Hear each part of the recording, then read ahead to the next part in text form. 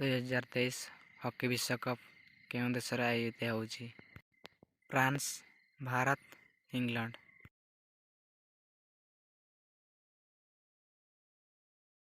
ଉତ୍ତର ଭାରତ।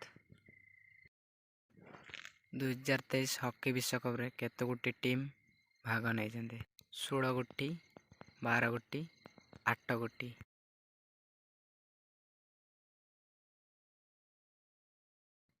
ଉତ୍ତର 16 ଗୋଟି। ଭାରତ ହକି ଟିମ୍ର କ୍ୟାପ୍ଟେନ୍ କିଏ ଅଛନ୍ତି? ଅମିତ, ରୋହି ଦାସ, ମନଦୀପ ସିଂ, ହରମନପ୍ରୀତ ସିଂ। ଉତ୍ତର ହରମନପ୍ରୀତ ସିଂ।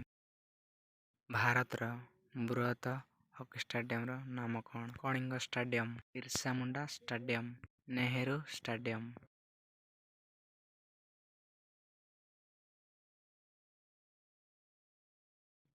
ଉତ୍ତର ବିର୍ସା ମୁଣ୍ଡା ଷ୍ଟାଡିୟମ। ଭାରତ ହକି ଟିମ୍ର ଗୋଲକିପର କିଏ ଅଛନ୍ତି? PR ଶ୍ରୀଜେଶ, ରାଜକୁମାର, ଯୋଗରାଜ ସିଂ।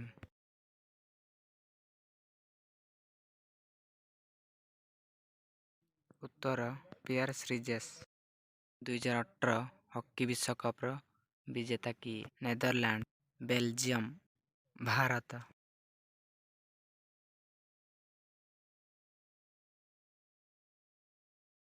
ଉତ୍ତର ବେଲଜିୟମ।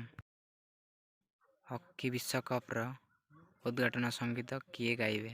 ନମିତା ଅଗ୍ରୱାଲ, ନମିତା ମେଲକା, ଅସୀମା ପଣ୍ଡା।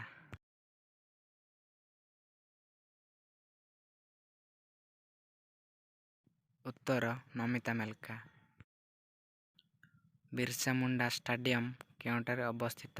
ଭୁବନେଶ୍ୱର, ରାଞ୍ଚି, ରାଉରକେଲା।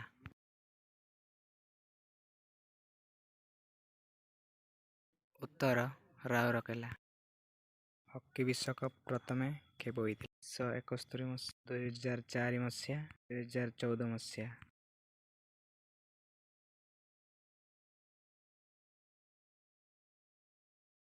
ଉତ୍ତର 1971 ମସିହା। ଭାରତ ହକି ଟିମ୍ ସ୍ୱର୍ଣ୍ଣପଦକ କେବେ ଆଣିଥିଲା?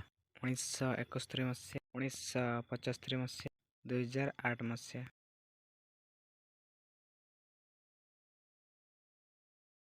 ଉତ୍ତର 1975 ମସିହା। ଯଦି ଭିଡ଼ିଓଟି ଆପଣଙ୍କୁ ଭଲ ଲାଗିଥାଏ ତେବେ ଲାଇକ୍, କମେଣ୍ଟ, ସେୟାର କରିବାକୁ ଭୁଲିବେ ନାହିଁ। ଜୟ ହିନ୍ଦ।